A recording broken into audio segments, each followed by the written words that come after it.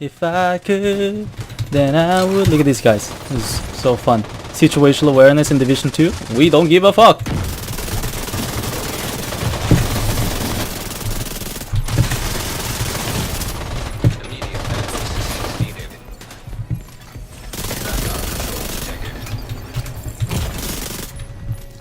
Alright, let's put away our differences and just say, yeah, I use shield and I use drone, and yeah, I am stupid. The gate as soon as he gets here. Okay, he's here. That's Leroy Jet. Wrong door.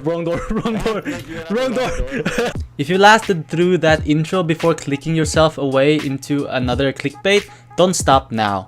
This video is not gonna be how I feel about the PvP in this game. This video is more about what you need to do to get better at the game. Many Division 1 veterans may know all these few things. If you don't, well hey, you might learn a thing or two. Stop complaining, be optimist, learn from the other people that kills you. Let them teach you, adapt to the situation, and be aware of your surroundings. A build in this game is only limited to what the player can achieve with it, and you have to note what I said right there. We have something called Berserk plus shield play. You play with a shield or without. It doesn't matter to me. In this situation right here, I'm gonna be getting ganked by two other people. And the only reason why I'm actually able to kill them is because I have a fast reaction and a shield to help me. You can sustain and keep the high base damage from Berserk talent by using the shield, rather than losing more HP. So you can keep that up and you'll win most of the battles only because you have shield. Yes, the others don't have shield, but how else would I win? I don't care how I win. I just have to make it happen. I just have to be better. I am a solo player and tiny little team player. But to adapt in solo gameplay and to be able to be good in this game, you have to equip the best to beat the best. My name is Enthic. Check me out on Twitch. And the build I use is not the best damage based build out there. It is not the most optimal. I run with 38% critical hit chance SMG build with 11.3k base damage. And a viewer from my Twitch stream bested me in the face-to-face tank shootout. It's not embarrassing because I can learn from him. His build had higher critical hit chance and decent amount of same amount of health, and I learned from that. I gotta think new. The Division 2 is new, so I think new. Forget the Division 2 and other FPS games you played and listen and adapt to other players. What I'm gonna show you here is basically very simple. It is one of the tricks I use for the PvP. First off, that is my build, and I'm not gonna tell anything about it. The build I made earlier was still the same shit. I just have the SMG damage, I have much more health, and that's basically it. The build, it's not too much different. The only reason why I don't use damage to armor is because I don't have the correct pieces to put it on. As I said before, I don't have the Sokolov piece. You know, it's hard, life is hard. But anyway, we'll get to it. What I'm gonna show you is very simple, is very few tricks that you can do in your inventory to increase your gameplay if you want to, obviously. Settings, gameplay, scroll all the way down, and you have something called additional field of vision. Damn it. Alright, so now you can see much more. Yes. But it's close ADS. Well, let's fix that. Gameplay. All the way to the bottom.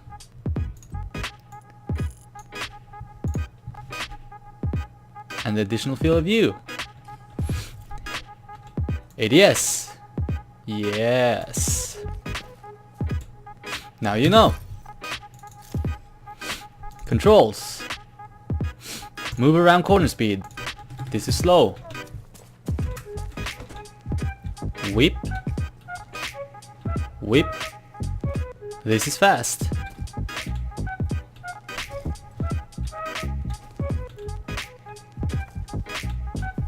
Note that my UI is always visible to me when in open world and everywhere else basically, except safe house.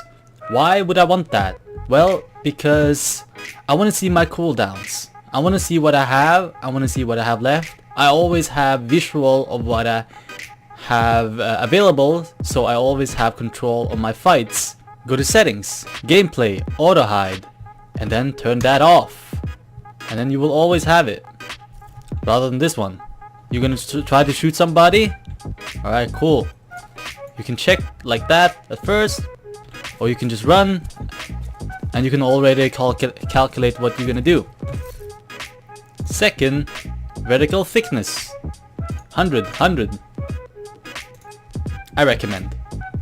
Another thing I'm gonna show you is a very good thing that I call cover snap jump. I call it cover snap jump. An enemy is chasing you and he starts shooting you and you gotta take cover. You gotta time this though.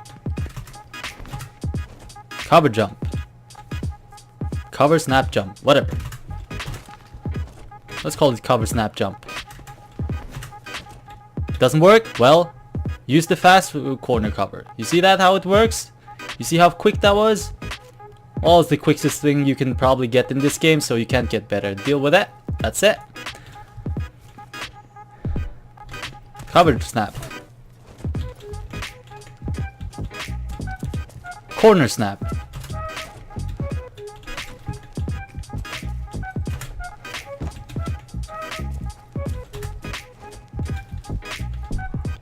Instead of ADSing and go there and shoot people, you see how vulnerable you are? Switch sides. Alright? ADS, switch side, shoot, and you still are in cover. For the right side, doesn't matter too much.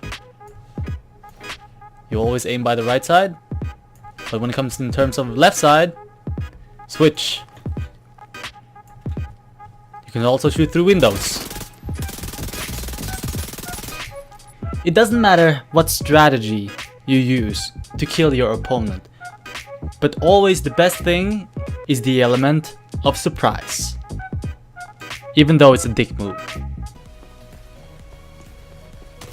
Oh yeah, I'm friendly. It's the NPCs that's shooting you, dude. It's the NPCs, not me, man. I'm friendly. You trash. Yeah, I know, I'm sorry. I took notes while streaming what I could talk about while making this video. And first things first, we had a talent called Cloaked. A Cloaked is available on the knee pads, which disrupts the enemy for 10 seconds, can occur every 30 seconds, and it basically EMPs and puts away every skill the enemies have. For example, drone, for example, shield. So now you can stop complaining about drone and shield because you have a hard counter talent that lasts for fucking 10 seconds. Alright? In PvP, when somebody is burning you or throwing a fire grenade, you can use the shield and you can still hip fire with that shield. That's how you survive. Alright, you can still hip fire, you cannot ADS while you're on fire. So remember, while you're on fire, PvPing, you can always hip fire. And when you hip fire, remember to use the hit mark reticle to coordinate where your aim is. Pre-firing can also work in this game while you run to your opponent and he's low and you're kinda low as well, so you're risking yourself. Always anticipate and pre-fire in according when you think he's gonna start shooting you while he's in cover. The Division 2, how you're gonna play Division 2 is not how you play Division 1. You can't just go face tank all 4 of them. You have to play smart, you have to use your skills the right way, you have to be very quick. You have to turn around very quickly. My build is depending on the self-heal in order to survive from the other players shooting at me. There's 4 players shooting at me and I have to take cover and I have to play smart. I have to use my brain and we gotta start doing that too, right guys? And remember, a build can only limit to what the player can achieve with it. Last but not least, there are an SMG build, there are one-shot sniper builds, there are double-barrel shotgun builds, there are LMG builds, there are assault rifle builds. All of those builds are very powerful. No, the SMG is not OP. No, the LMG is not OP. No, the sniper is not OP. No, the double barrel is not OP. All of them are very strong, but it is only the player that plays the build right. How is he gonna kill an SMG player? Well, he goes distance. How is sniper is gonna kill an SMG player? Well, he goes distance. How is the LMG is gonna kill a shield player? Well, he starts hip firing. Now you gotta think about how you play and how you're gonna win against your opponent. I'll be making a PvP commentary video, and I'll talk about how I play and what I do in exact live same moment, and I think that's gonna be the most optimal way for you guys to teach from me. I'm not claiming I am the best player, but I'm pretty sure I'm not the worst solo player out there in the Division 2. So I will catch you guys in the next video. Leave a comment, leave a like, make sure you subscribe, and if you got any questions, just fire it down there, and I will be talking to you in the next video. Thank you.